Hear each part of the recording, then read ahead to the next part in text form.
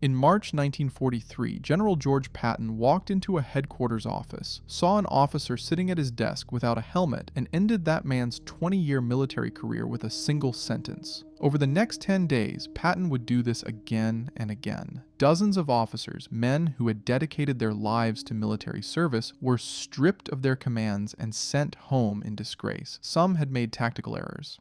Others had simply been in the wrong place when Patton arrived, and one general, despite being wounded in combat and earning both a Silver Star and a Distinguished Service Cross, was quietly removed because Patton decided he wasn't aggressive enough. What drove this ruthless purge wasn't cruelty, it was desperation. 3 weeks earlier, American forces had suffered the most humiliating defeat in the entire North African campaign. At a mountain pass called Kasserine, German tanks had shattered American divisions, killing or capturing thousands of soldiers while their commanders hid in bunkers 70 miles from the fighting. The British thought American troops were useless. German commanders were convinced they'd already won. And somewhere in Washington, the men responsible for this disaster were about to receive promotions. Patton had 11 days to prove everyone wrong. To understand what Patton walked into, picture Tunisia in February 1943. The American soldiers stationed there had been in North Africa for barely 3 months. Most had never fired a weapon at another human being. Their officers had trained during peacetime, studied tactics from textbooks, and practiced maneuvers against imaginary enemies. Now they faced Rommel's Afrika Korps, battle-hardened veterans who had been fighting in the desert for 2 years and had never lost a major engagement against Allied forces. The American commander responsible for this Green Force was Major General Lloyd Fredendall. On paper, Fredendall looked perfect. Army Chief of Staff George Marshall had personally selected him, calling him one of the best generals in the service. Supreme Commander Dwight Eisenhower trusted him completely. Fredendall talked tough, gave confident briefings, and projected exactly the kind of aggressive energy that senior leadership wanted to see. The reality was catastrophic. Fredendall established his headquarters in a location his own troops sarcastically nicknamed Speedy Valley, a fortified bunker complex dug into a ravine between 70 and 100 miles behind the front lines. He diverted an entire battalion of engineers from combat operations to spend weeks constructing bomb-proof tunnels for his personal safety. While German forces probed American positions, Fredendall sat in his underground fortress, studying maps and issuing orders. He never visited the front, not once during the entire campaign. He directed troop movements based on map readings without ever seeing the terrain his men would have to defend. His orders were incomprehensible. Fredendall had developed a personal code system designed to confuse German radio monitors. The problem was that his own officers couldn't understand it either. One actual order read, "Move your command," that is the walking boys, pop guns, Baker's outfit, and the outfit which is the reverse of Baker's outfit, and the big fellows to M, which is due north of where you are now, as soon as possible. Have your boys report to the French gentleman, whose name begins with J, at a place which begins with D, which is 5 grid squares to the left of M. Officers receiving these transmissions had no idea what they were supposed to do. Some guessed, others asked for clarification, and waited hours for responses. Meanwhile, German reconnaissance was mapping every American position. From Rommel's perspective, the American deployment was a gift. American forces were scattered across the Tunisian landscape in small, isolated detachments. Individual units couldn't support each other. Artillery batteries were positioned too far from the troops they were supposed to protect. Tank battalions were broken up into platoons and spread thin across miles of desert. The fundamental principle of military defense, concentration of force at critical points, had been completely ignored. On February 14, 1943, Rommel launched Operation Frühlingwind. Spring wind. German armor and infantry struck American positions around Sidi Bouzid and Fide Pass. The attack was swift, coordinated, and devastating. American tanks that tried to counterattack were destroyed piecemeal because they attacked without coordination and without infantry support. Entire companies were overrun before they could organize a defense. Soldiers, who had been told they were the best in the world, watched German tanks roll through their positions, while their commanders gave conflicting orders from miles away. By February 20th, the Germans had pushed through Kasserine Pass itself. American units were in full retreat. Some broke and ran. Others fought desperately in isolated pockets while waiting for reinforcements that never came. On the night of February 20th, with his entire corps collapsing around him, Fredendall did something that would define his legacy forever. He handed his deputy, Major General Ernest Harmon, a handwritten note authorizing Harmon to take command of the situation. Then Fredendall went to bed. While American soldiers were dying in the darkness, while German tanks were pushing through defensive positions, while the entire American position in Tunisia was threatening to collapse, the commanding general of 2nd Corps went to sleep. Harmon spent the night racing between units, trying to coordinate a defense that should have been organized days earlier. He found chaos everywhere. Officers didn't know where their neighboring units were positioned. Communication lines were down. Ammunition was running low. And the man who was supposed to be commanding this defense was unconscious in his bunker. When the battle finally ended on February 25th, the toll was staggering. American casualties reached 6,500. 300 killed, 3,000 wounded, 3,000 captured. The 1st Armored Division lost 183 tanks, 104 half-tracks, 208 artillery pieces, and 512 trucks. The 168th Infantry Regiment alone lost 2,000 men. Hundreds of American prisoners were paraded before German cameras for propaganda films that would be shown across Europe. German commanders concluded that American troops were poorly led and easily beaten. British commanders were equally dismissive. General Kenneth Anderson told Eisenhower directly that the Americans must certainly have better men fit for command than Fredendall. General Bernard Montgomery questioned whether American forces could fight effectively at all. On March 5, 1943, Eisenhower finally did what should have been done weeks earlier. He relieved Fredendall of command. The decision was justified, it was necessary, and what happened next exposed a reality about American military leadership that would have consequences for decades. Fredendall was not court-martialed. He faced no formal charges. No investigation examined his decisions. Instead, he was quietly reassigned to a training command in Memphis, Tennessee. And 3 months later, 3 months after being removed for catastrophic incompetence that had cost thousands of American lives, George Marshall recommended Fredendall for promotion to lieutenant general. When Eisenhower learned of the promotion, he was stunned. The man he had fired for gross incompetence was being rewarded with a 3rd star. Marshall justified the decision on what he called institutional grounds. A public court-martial of Fredendall would have required testimony about why the War Department had been so unprepared for modern warfare. It would have exposed how American training had failed to prepare officers for combat against experienced German forces. Congressional oversight during wartime might have questioned why American soldiers were dying because the Army had failed to properly prepare its commanders. Political protection almost certainly played a role as well. Fredendall had connections to Wyoming Senator Francis Warren, who happened to be the father-in-law of General John Pershing, the most famous American military commander of the previous generation. Destroying Fredendall publicly would have created political complications that Marshall wanted to avoid. Meanwhile, in Tunisia, the officers who had carried out Fredendall's disastrous orders were about to have their careers destroyed. The man chosen to do the destroying arrived on March 6, 1943. George Patton was 57 years old, a cavalry officer who had commanded tanks in World War I and spent the interwar years writing doctrine manuals that nobody in the peacetime army wanted to read. He had a reputation as a brilliant trainer, a fierce disciplinarian, and a man who tolerated absolutely nothing less than perfection. A dust-covered motorcycle messenger had flagged down Patton during an exercise ride outside Casablanca 2 days earlier. The orders were simple: get to Tunisia immediately. Patton's diary entry that day was characteristically blunt. Well, it is taking a mess, but I will make a go of it.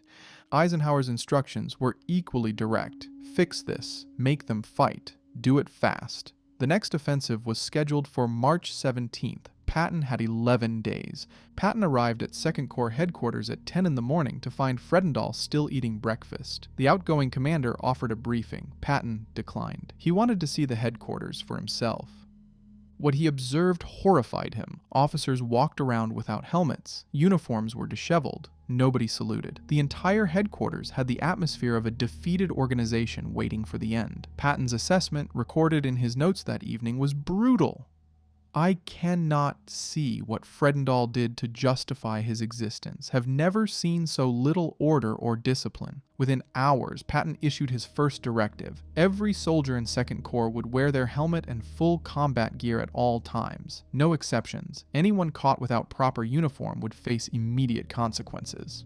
The first officer he encountered was sitting at a desk without a helmet. The man didn't even have time to stand before Patton told him to pack his belongings and report to the rear immediately. 20 years of military service ended in one sentence. To officers who viewed this as superficial showmanship, Patton had a different understanding entirely. Soldiers who looked sharp felt sharp. Units that moved with precision felt professional. The external signs of military competence created internal confidence. An army that couldn't be bothered to wear helmets at headquarters was an army that had already accepted defeat.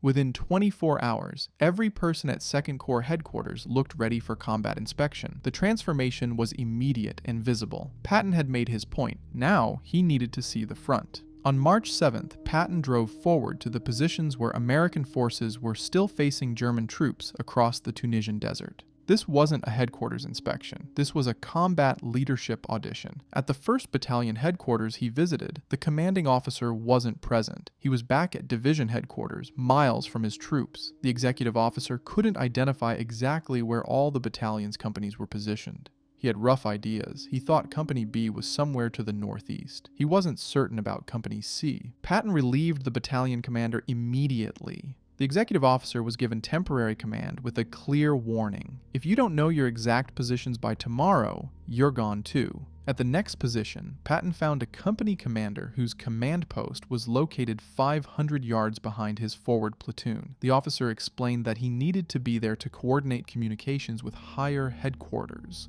Patton's response was direct. A company commander belongs with his lead elements, not behind them. If you can't see what your troops are seeing, you can't lead them effectively.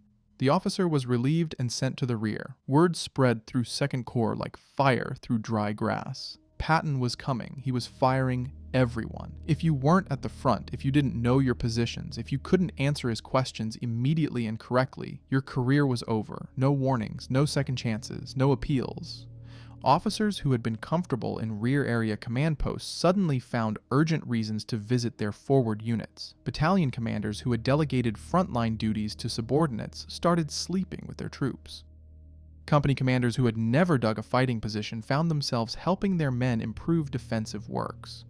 Every engine sound in the distance made officers tense. Every dust cloud on the horizon might be Patton's vehicle. The general was everywhere, appearing without warning, asking questions that demanded immediate answers. Over the next 3 days, Patton visited dozens of positions across the Corps sector. He fired officers who weren't at the front. He fired officers whose defensive positions were poorly organized. He fired officers who couldn't explain their tactical situation. He fired officers who made excuses instead of taking responsibility. Patton's decisions were brutal. They were not random. He wasn't removing officers arbitrarily. He was evaluating combat leadership under field conditions, and he was removing everyone who couldn't perform at the standard he required. An officer who didn't know where his troops were positioned couldn't coordinate their defense. An officer who stayed in the rear couldn't inspire his men or make rapid decisions as situations changed. An officer who made excuses would make more excuses when the Germans attacked. These weren't administrative failures. They were survival failures. Men would die because of them. The pattern became visible to everyone in the Corps. Competence was rewarded. Failure was punished. If you fought well and led effectively, Patton would notice and promote you. If you failed to lead or showed any sign of cowardice, you were finished.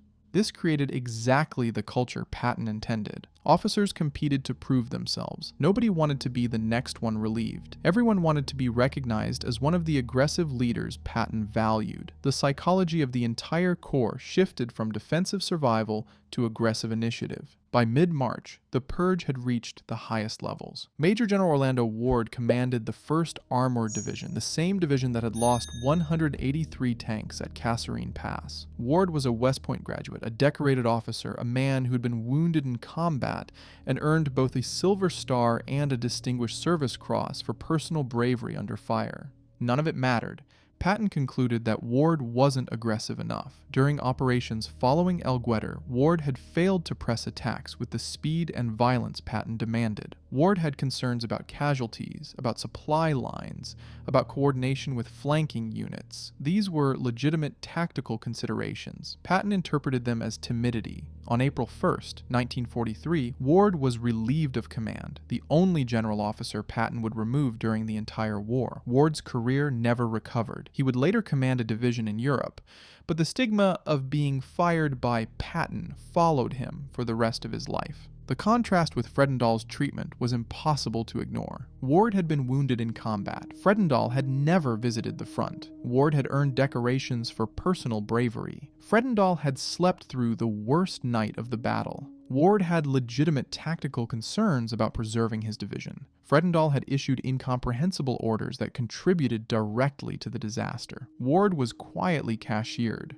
Fredendall was promoted to 3-star general. When officers in Tunisia learned of Fredendall's promotion, the response was disbelief and fury. These men had buried friends who died following Fredendall's orders. They had watched careers destroyed for failures that resulted from strategic incompetence at the highest levels, and now the architect of that incompetence was being rewarded while his subordinates paid the price. The message was clear. Political connections mattered more than battlefield performance, at least at certain levels of rank. Personnel changes alone wouldn't transform Second Corps into an effective fighting force. The failures at Kasserine Pass had exposed fundamental problems with American tactics and doctrine that needed immediate correction. Before Kasserine, American artillery operated under a decentralized system. Individual batteries functioned independently. A forward observer could only call fire from his own assigned battery, even if other batteries were closer or better positioned. This meant American artillery could never achieve the concentrated firepower that German forces used to devastating effect. German forward observers, by contrast, could call fire from any battery within range. When they identified a target, multiple batteries could concentrate their fire on a single point, creating sudden, overwhelming destruction. American forces had experienced this German capability firsthand at Kasserine, watching helplessly as German artillery shattered their positions while American guns fired ineffectively in response. Within days of Kasserine, Eisenhower's staff began developing new fire direction procedures. The new system allowed American artillery to coordinate strikes from multiple batteries under a single fire direction center. Any observer could call fire from any available battery. Concentrated fires on critical targets became possible for the first time. American tank doctrine before Kasserine emphasized tank versus tank combat. This approach came from cavalry tradition, the idea that armored forces should seek out and destroy enemy armor in decisive engagements.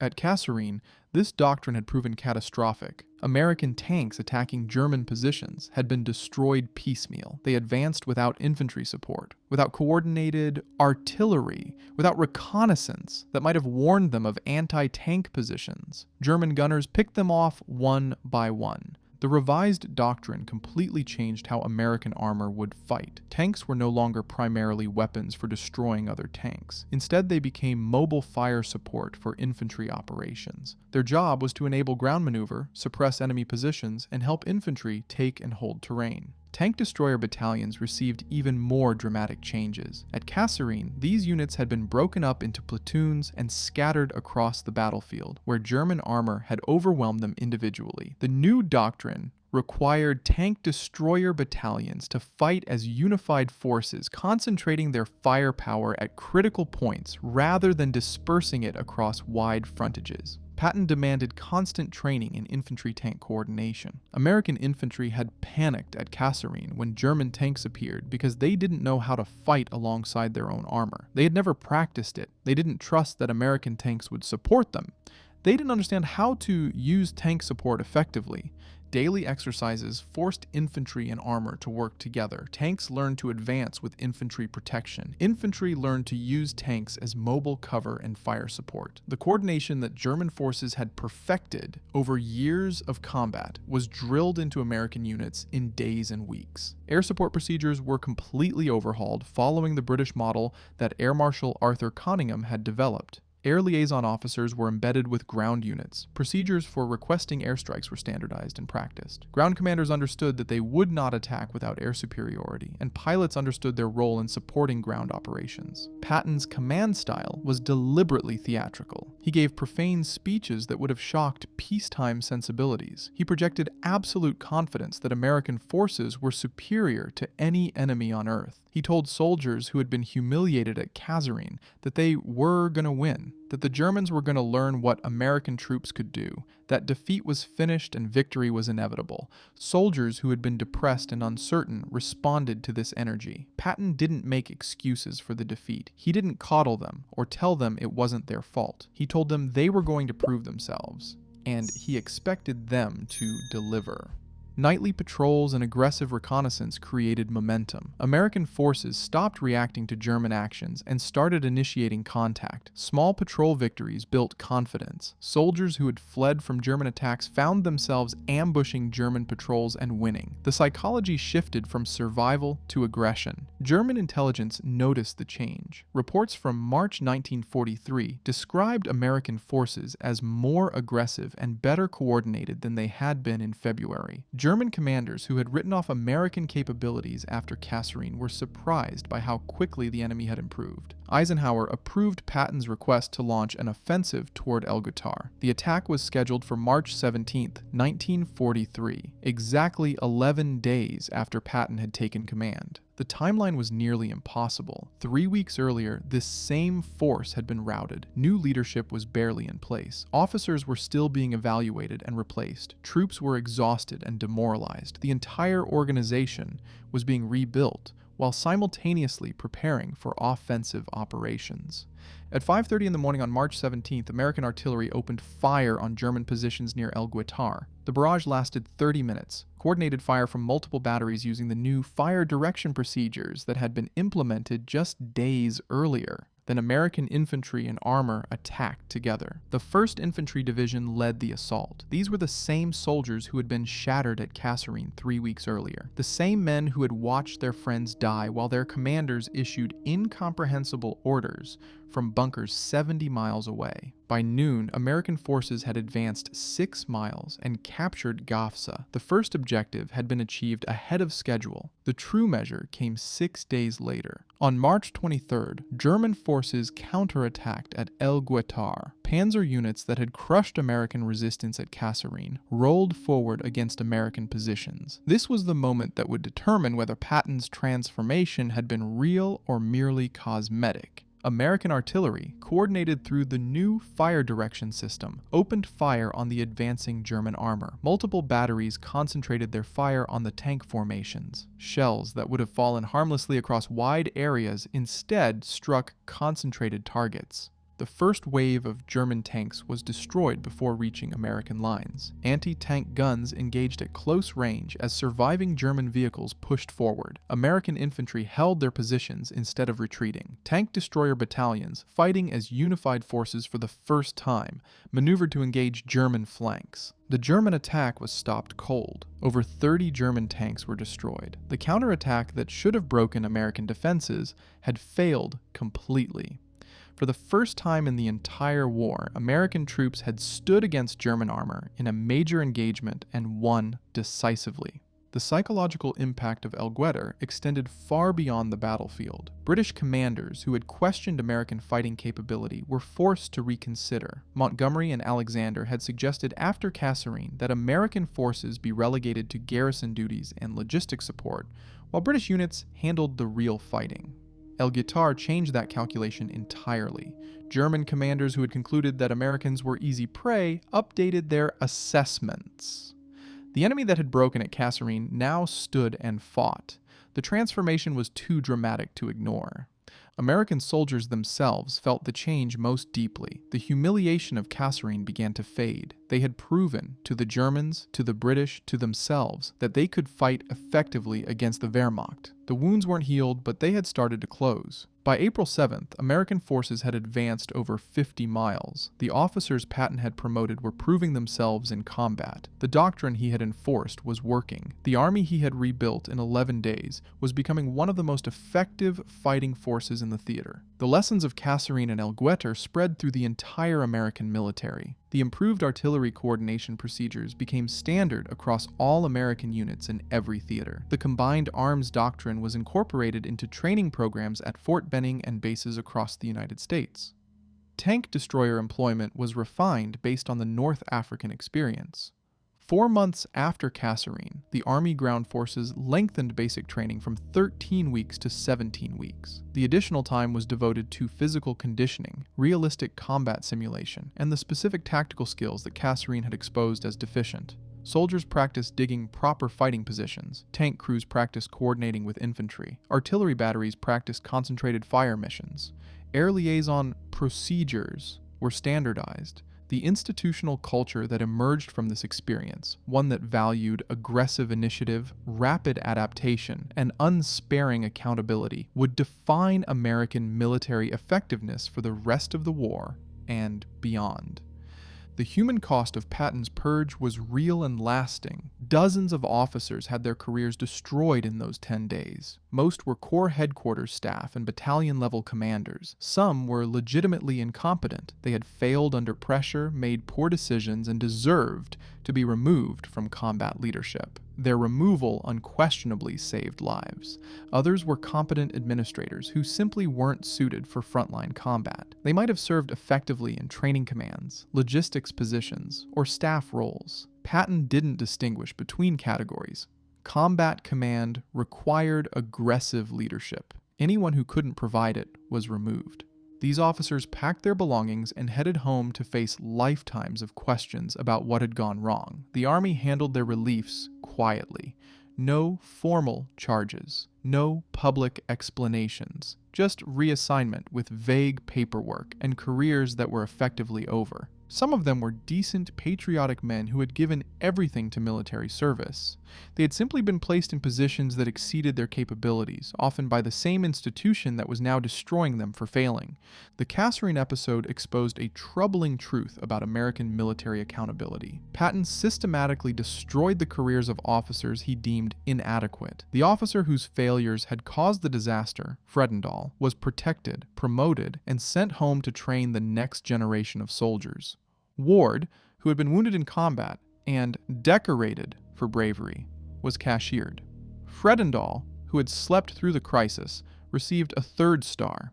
Patton himself was outraged by the disparity. His fury wasn't merely personal, it was philosophical. He believed that command was sacred, that leadership demanded presence at the front, personal risk, and absolute accountability. Fredendall represented everything Patton despised, a commander who had failed his fundamental duty to his soldiers. The system that protected Fredendall while destroying his subordinates would eventually be used against Patton himself. In 1945, Patton was removed from command for his outspoken political statements. The accountability culture he had helped create was applied to him with the same ruthlessness he had applied to others.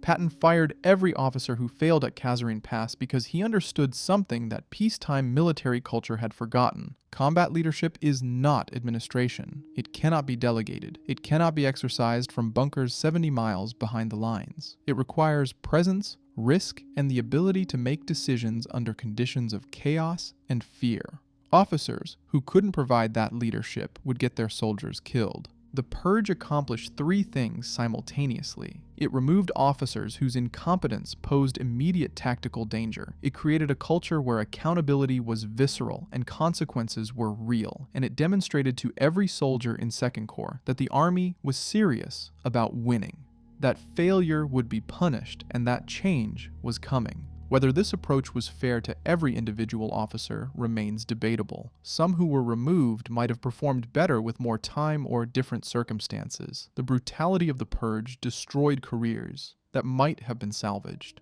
Whether it created a more effective army is not debatable at all. 3 weeks after being routed at Kasserine Pass, American forces defeated German armor at Guettar. The divisions that had broken and run became among the best in the American army. The soldiers who had been humiliated went on to storm beaches in Sicily and Italy, to fight across France and into Germany itself. The officers who paid the price made that transformation possible.